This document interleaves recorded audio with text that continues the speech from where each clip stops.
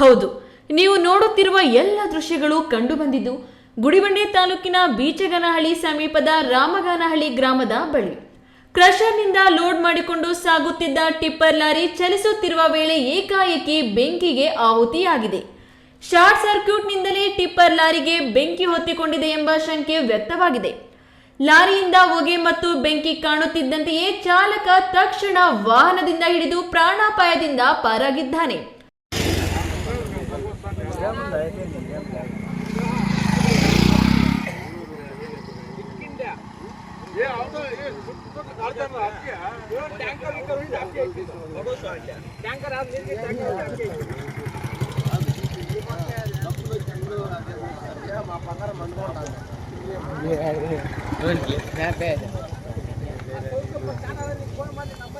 మేము ఇట్లా వస్తే మేము మైండ్ ఇట్లా వచ్చా చిన్నగా రోల్తా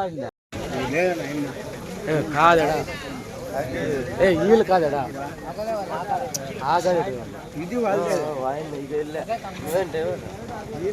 ಘಟನೆಯ ಮಾಹಿತಿ ತಿಳಿಯುತ್ತಿದ್ದಂತೆಯೇ ಅಗ್ನಿಶಾಮಕ ದಳದ ಸಿಬ್ಬಂದಿ ಸ್ಥಳಕ್ಕೆ ಆಗಮಿಸಿ ಹರಸಾಹಸ ಪಟ್ಟು ಬೆಂಕಿ ನಂದಿಸುವ ಕಾರ್ಯ ನಡೆಸಿದ್ದಾರೆ. ಘಟನೆಯಿಂದ ಕೆಲಕಾಲ ರಸ್ತೆ ಸಂಚಾರ ಅಸ್ತವ್ಯಸ್ತಗೊಂಡಿದ್ದು ಟಿಪ್ಪರ್ ಲಾರಿ ಸಂಪೂರ್ಣವಾಗಿ ಸುಟ್ಟು ಹೋಗಿದೆ. ಮಂಜುನಾಥ್ ಬಿ, ಈ ನ್ಯೂಸ್ ಟಿವಿ, ಗುಡಿಬಂಡೆ.